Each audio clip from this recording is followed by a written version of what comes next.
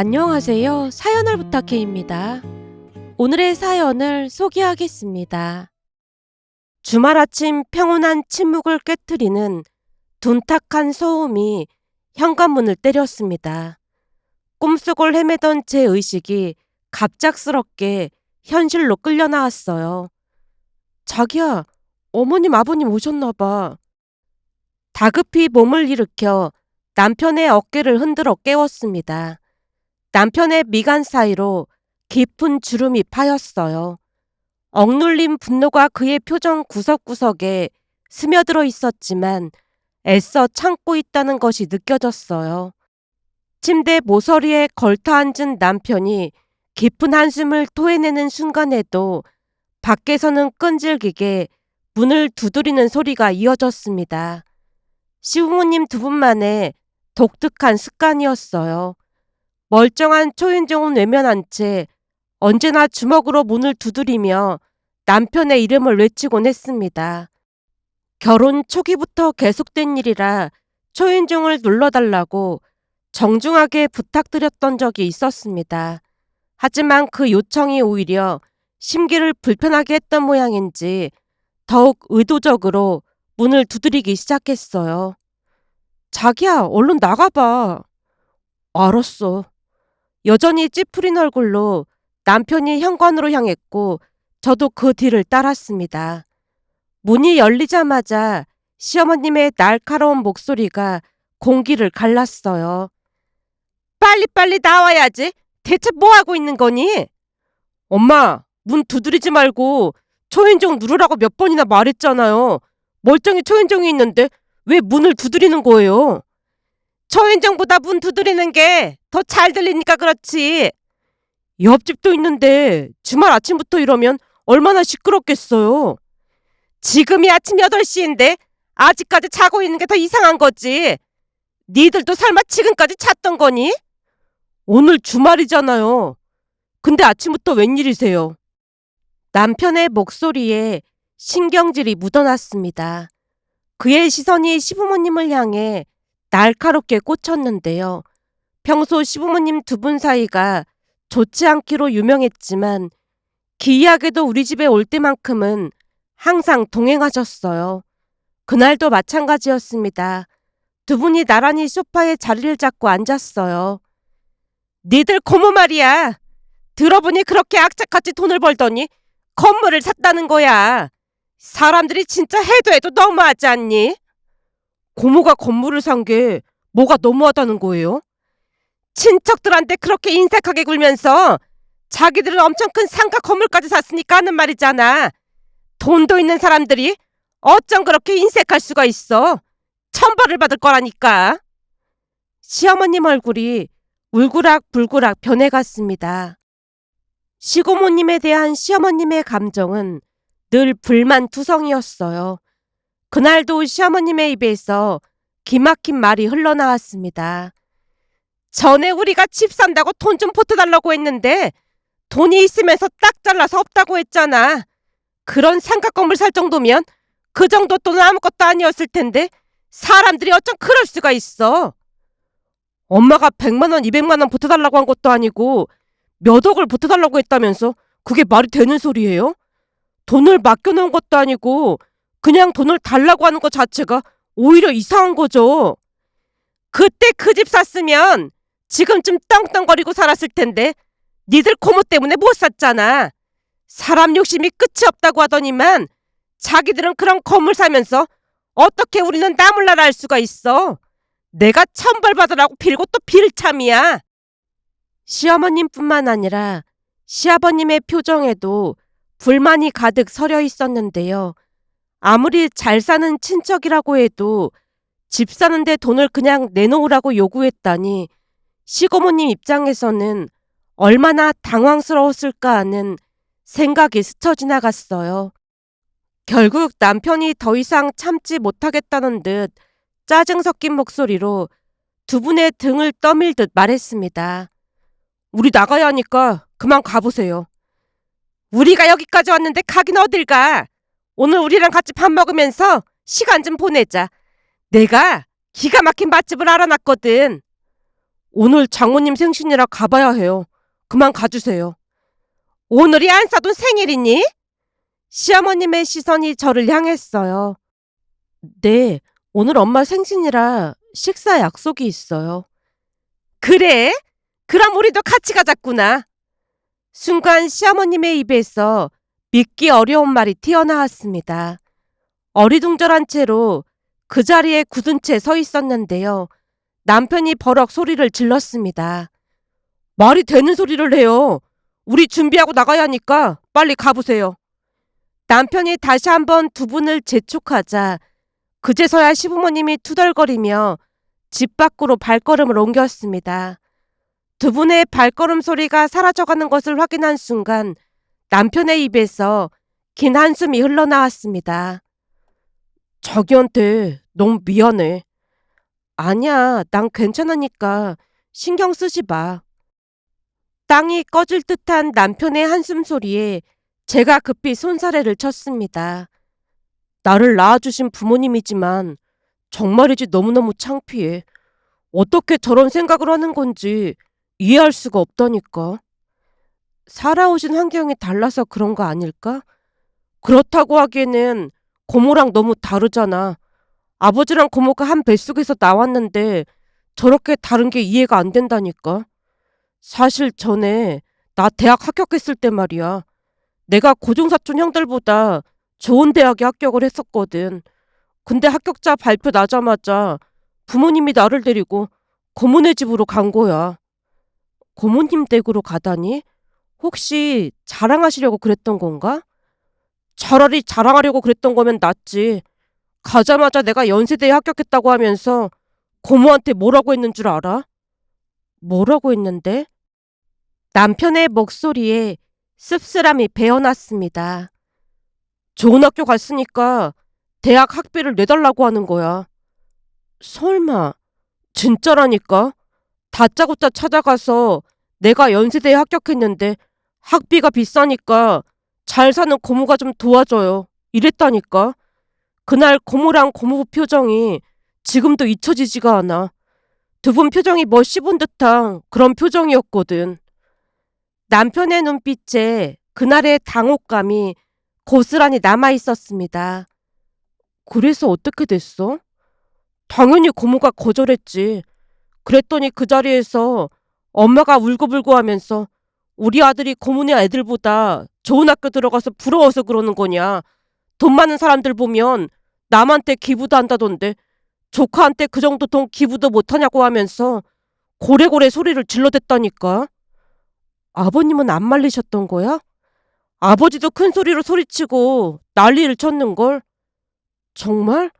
근데 빌려달라고 부탁을 하는 것도 아니고 그런 식이라면 도와주기 싫었을 것 같아. 내 말이 그 말이야. 고모가 딱 잘라서 거절하더라고. 결국 그 집에서 쫓겨났거든. 근데 며칠 뒤에 고모가 나를 몰래 찾아오셨어. 고모님께서? 남편의 표정이 한순간 부드러워졌습니다.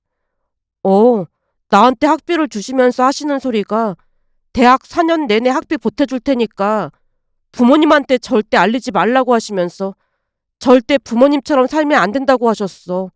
그건 옳은 행동이 아니라고 말이야.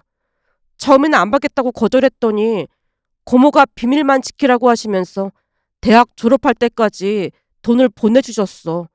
물론 나는 부모님께 절대 비밀을 엄수했고 말이야. 우리 부모님은 지금도 내가 학자금 대출받아서 다닌 줄 알아. 한 푼도 안 도와주셨거든. 가끔은 두 분이 내 친부모가 맞나 의심스럽다니까.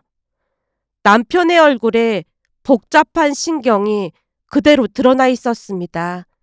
감사함과 창피함, 그리고 깊은 상처가 뒤섞인 표정이었어요. 충격이 채 가시기도 전에 남편이 또 다른 충격적인 사건을 털어놓기 시작했습니다.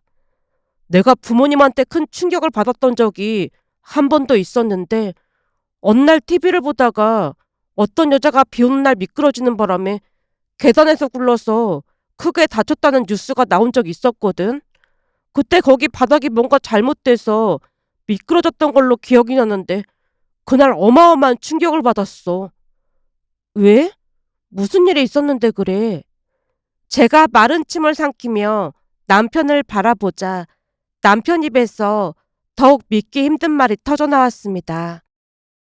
그 여자가 넘어질 때 옆에 다른 사람도 있었는데 그 옆에 있던 사람이 안 잡아줬다고 하면서 저건 소송해서라도 그 옆에 사람한테 돈을 뜯어내야 한다고 하는 거야.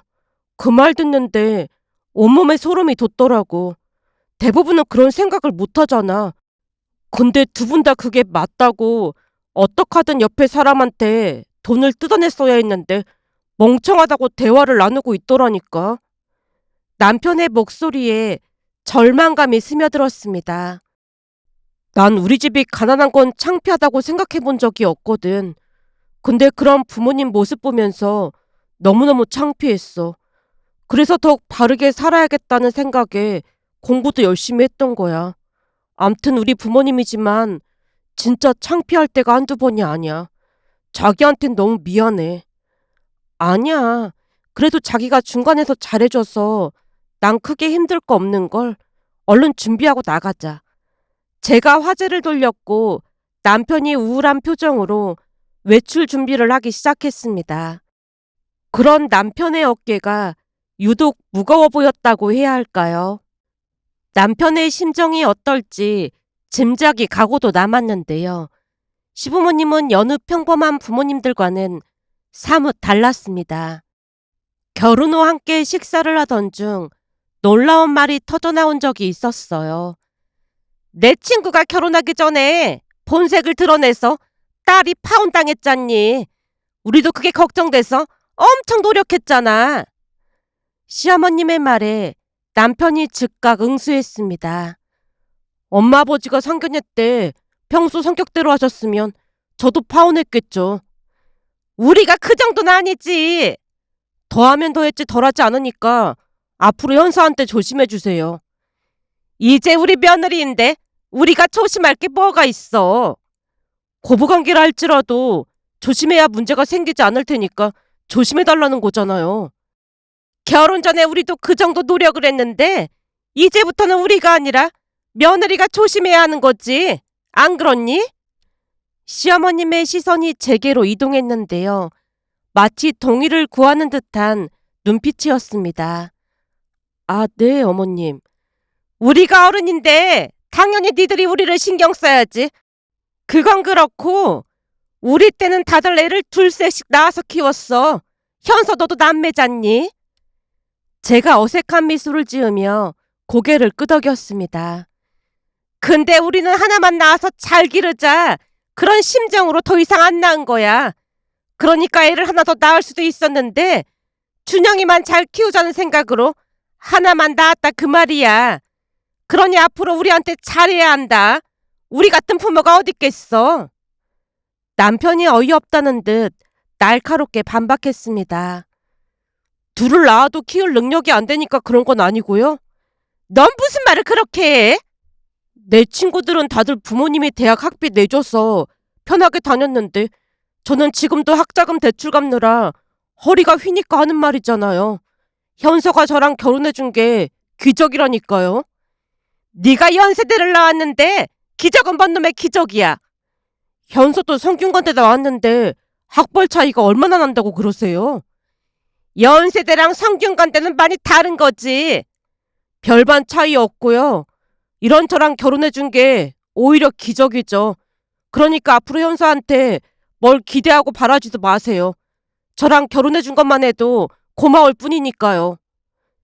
결혼하고도 한동안 남편은 여전히 학자금 대출을 갖고 있다고 말해줄 정도로 워낙 알아서 행동을 해주다 보니 제가 굳이 나설 일이 없었습니다. 하지만 시부모님은 틈만 나면 우리가 두 분을 책임져야 한다는 말을 되풀이했어요. 한마디로 자식은 부모를 부양하기 위해 존재한다고 강조하고 또 강조했습니다. 특히나 우리 친정이 잘 산다는 이유로 우리 부모님과 제가 무언가를 해주길 그렇게나 바랐어요. 제가 가장 당황스러웠던 점은 함께 식사를 할 때의 광경이었습니다. 자식은 안중에도 없이 두 분이 맛있는 부위만 먼저 차지하시곤 했습니다. 한우를 먹으러 가도 남편은 고기를 굽느라 분주했고 두부는 그걸 받아먹느라 여념이 없을 정도였어요. 대부분의 부모님들은 아들이 제대로 못 먹으면 안타까워하거나 하지만 시부모님은 그런 기본적인 배려조차 없는 분들이었습니다. 그러다가 남편이 제 눈치를 살피며 한우를 그릇에 담아주면 그것마저도 재빠르게 가로채 가곤 했습니다. 그 때문에 남편이 한바탕 소동을 벌였고 제가 급히 뜯어말린 적이 있을 정도였어요. 그러다 보니 우리는 점점 시부모님과의 만남을 줄이게 되었습니다. 시간이 지날수록 두 분의 행동이 점점 더 불편하게 다가왔거든요. 그러던 중 급기야는 기막힌 일이 벌어지게 되었습니다. 겨울이 되면 우리 부모님은 하와이에서 시간을 보내다 돌아오시곤 했습니다. 우리 남매가 어렸을 때도 겨울방학이면 하와이에서 지냈고 지금도 여전히 부모님은 그곳에서 겨울을 보내다가 봄이 되면 다시 돌아오시곤 했어요. 결혼하고 첫 겨울이 다가올 무렵 엄마가 조심스럽게 입을 열었습니다. 넌 휴가가 가능한데 김서방이 휴가 내기 어렵겠지. 따뜻한 곳에서 푹 쉬다 가면 좋을 텐데 말이야. 그러게 나도 가서 쉬다 오고 싶다. 내가 그이한테 한번 물어볼게. 그래. 그럼 물어보고 같이 오던지 해. 그날 밤 남편에게 엄마 말을 전했습니다. 자기야, 엄마가 겨울에 휴가 낼 수 있는지 묻던데 가능해? 휴가는 왜? 전에 내가 얼핏 말한 적 있잖아. 겨울에 우리 부모님 하와이에서 지내신다고. 시간 나면 우리도 오라고 하시네. 거기가 2층 집이라 우리는 2층에서 지내면 불편할 것도 없을 거야. 그럼 장인어른 장모님은 거기에 집도 사놓으신 거야? 그냥 어쩌다 보니 그렇게 된 것 같아. 우와, 대단하시다. 남편의 목소리에 진심 어린 감탄이 배어났습니다. 대단할 것까진 없고 양가에서 지원받으신 걸로 투자를 잘하셨던 것 같아. 암튼 투자도 돈이 있어야 하는 건데 젊은 나이에 양가에서 지원을 받으신 것도 큰 도움이 됐던 거 아니겠어? 그래도 진짜 대단하시다. 남편이 감탄하다가 머리를 극적이며 얼굴을 붉혔습니다. 저기 근데 나 해외여행이라고는 신혼여행 다녀온 게 전부거든. 휴가 낼 수 있는지 확인할 수 있어? 연차 붙이고 하면 가능할 거야. 하와이 진짜 가보고 싶었는데 진짜 그렇게 좋아? 동료 한 명이 하와이로 자유여행 다녀왔는데 극찬을 하더라고. 그게 공기도 좋고 쾌적하다고 해야 할까? 암튼 부모님 집이 바닷가랑 가까워서 휴양하다 오기 좋을 거야. 진짜 대박이다. 내일 출근해서 바로 확인해 볼게. 근데 팀장님도 허락해 주실 거야. 내가 평소에 엄청 열심히 하잖아. 남편 얼굴에 설렘이 가득 번져났습니다. 마치 어린아이처럼 들뜬 표정이었으니까요. 그때까지 우리는 행복한 여행이 되리라 믿어 의심치 않았습니다. 문제는 시부모님이 그 사실을 알게 되면서부터 시작되었습니다. 남편과 함께 휴가를 잡고 비행기표를 예매한 뒤였는데요. 어느 날 시어머님이 불러서 갔더니 뜻밖의 말을 꺼냈어요. 다음 달 초에 내 친구 딸이 제주도에서 결혼을 하거든. 그래서 겸사겸사 니들하고 같이 갔으면 해서 말이야. 들어보니 제주도에 있는 호텔이 그렇게 좋다면서? 살면서 좋은 호텔 가본 적이 한 번도 없는데 니들이 예약 좀 해봐라. 그리고 가서 맛집도 다니고 그러자꾸나. 엄마, 그때 우리 하와이 가야 해서 안 돼요. 뭐? 하와이를 가다니? 시어머님의 두 눈이 동그랗게 커졌습니다. 순간 남편도 말실수를 했다는 걸 깨달았는지 당황한 기색이 역력하게 드러났습니다. 남편이 머뭇거리고 있자 시어머님이 다그치듯 물었어요. 하와이를 가다니? 그게 뭔 소리냐니까? 그게 하와이에 집이 있어서 장인어른 장모님은 겨울을 거기서 지내시거든요. 하와이에 집이 있어? 잘 사는 줄 알았지만 대체 얼마나 부자면 하와이에 집이 있을 수가 있어? 그냥 어쩌다 보니 예전에 저렴하게 샀다고 했어요. 제가 얼른 대화에 끼어들었지만 시어머님은 제 얘기를 듣는 둥 마는 둥 했습니다. 그래서 니들 하와이 갈 거라고? 네, 이미 휴가도 잡아놨고 비행기표도 예매해놨어요. 그럼 우리도 같이 가자. 그때 결혼식에 가야 한다면서요. 그건 그냥 축의금만 하면 그만이지. 그러니까 우리도 같이 가자. 살면서 해외여행 한 번을 못 가봤는데 우리도 데리고 가죠. 현사야, 우리도 데리고 가주렴. 부탁하마. 시어머님이 어찌나 간절한 눈빛으로 바라보던지 안타깝다는 생각이 들었습니다.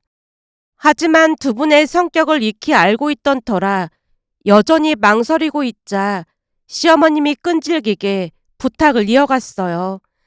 제발 부탁 좀 하마. 하와이가 그렇게 좋다며. 해외여행 한 번을 못 가보고 내 인생이 불쌍해서 그래. 그럼 제가 한번 확인해 볼게요.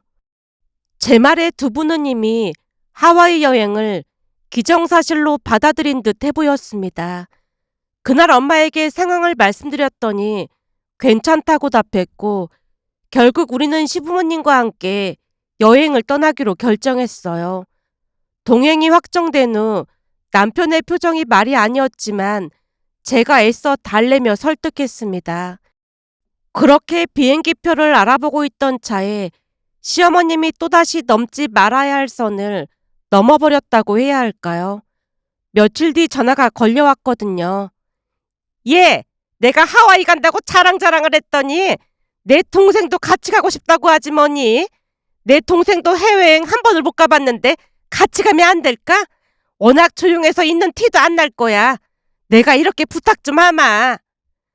그때까지는 그럴 수도 있다는 마음으로 대답했지만 그 뒤 계속해서 기막힌 상황이 펼쳐졌습니다. 어느 날은 불러서 갔더니 아예 참석 명단을 건네며 말했어요. 내가 하와이 간다고 했더니 여기저기서 데리고 가달라고 난리도 아닌 거 있지. 이럴 때 선심 쓰지. 내가 언제 선심 써보겠니? 여기 명단이니까 비행기표 예매할 때 참고해라.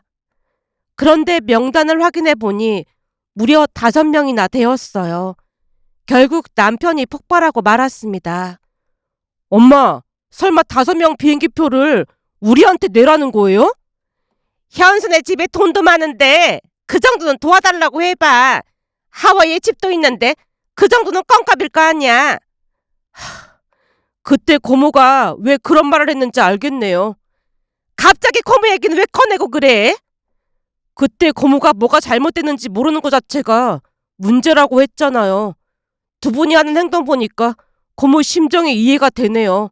그동안 부모님이니까 참고 참았는데 진짜 두 분은 최악의 부모님이세요. 차라리 부모가 없는 게 낫다는 생각이 들 정도예요. 뭐? 너 지금 뭐라고 했어? 남편의 목소리에 억눌렸던 분노가 터져나왔습니다. 부모가 됐으면 최소한 자식 앞길은 막지 말아야 할 거 아니에요. 현수 앞에서 창피해서 얼굴을 못 들겠어요. 같이 밥 먹을 때 생선이라도 나오면 제 생선까지 가져다 먹는 모습 볼 때마다 자괴감이 들 정도였어요. 그건 네가 먹기 싫다고 했던 거잖아. 먹기 싫었던 게 아니고 엄마 아버지가 걸신 들린 것처럼 생선을 파헤치니까 입맛이 떨어졌던 거죠. 이제는 도저히 안 되겠네요. 영 끊고 살까 100번 1000번을 생각해봤지만 그래도 부모니까 참고 또 참았던 건데 이제는 안 될 것 같아요. 저도 살아야 하잖아요. 앞으로 연락도 하지 말고 찾아오지도 마세요. 뭐? 그럼 하와이 여행은 어떻게 되는 거야? 지금 연을 끊겠다는데 이 와중에 또 하와이 여행 타령이에요? 진짜 어이가 없어서 말이 안 나오네. 앞으로 더 찾지도 마시고 두 분이 알아서 사세요. 남편이 그토록 격렬하게 화를 내는 모습을 그날 처음 봤습니다. 남편이 온몸을 부르르 떨고 있었음에도 불구하고 시어머님은 여전히 하와이 이야기만을 반복했어요. 그런 분들 밑에서 정상적으로 자란 남편이 기적이라는 생각마저 들었습니다. 그 뒤 우리는 시댁과 연을 끊었습니다. 마침 남편 회사에서 미국 지사 근무 신청을 받고 있었기에 남편이 급하게 신청했고 우리는 지금까지 미국에서 지내고 있습니다. 휴대폰 번호도 바꿨던지라 연락이 오진 않았어요. 엄마에게 전화를 걸었다고 했지만 엄마도 번호를 차단해버려서 연락할 방법을 찾지 못한 것 같아 보였습니다. 그런데 얼마 전 시고모님이 미국에 오셨다는 소식에 함께 만나러 갔는데 뜻밖의 말을 꺼내셨어요.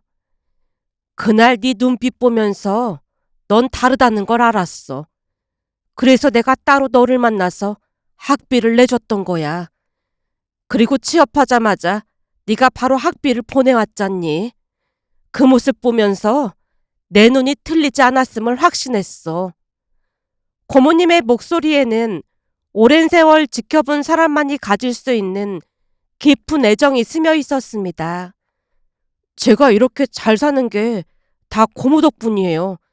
제게 학비를 주실 때마다 고모가 봉투에 돈과 함께 편지도 써주셨잖아요. 그 편지 읽으면서 많이 배웠어요. 그것 때문만은 아니었을 거야.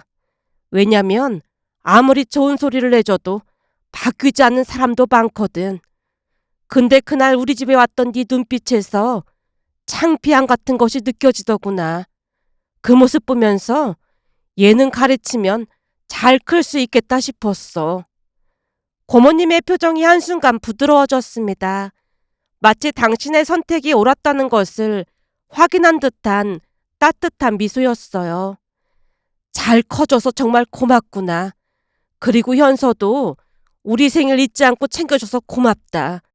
미국에 가서까지도 생일 선물을 소포로 보내온 거 보면서 감동받았어.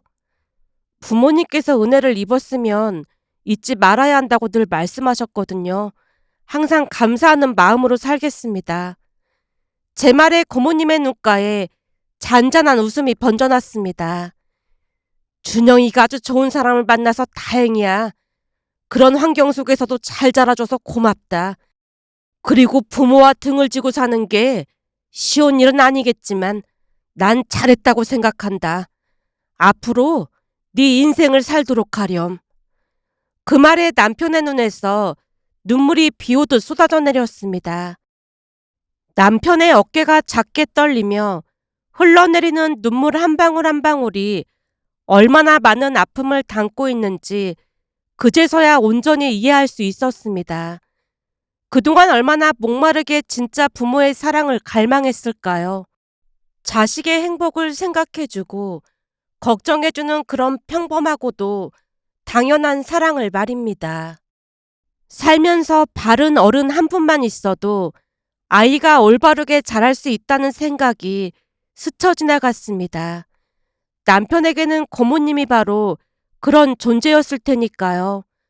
부모라는 이름으로 자식을 아프게 할 수도 있다는 사실이, 그리고 그런 부모 밑에서도 이렇게 따뜻한 사람으로 자라난 남편이 참 대견하다고 생각하며 씁쓸함과 동시에 고모님께 깊은 감사함을 담아 이렇게 글 남겨봅니다. 오늘의 사연은 여기까지였습니다. 즐겁게 보셨다면 구독, 좋아요 부탁드립니다. 고맙습니다.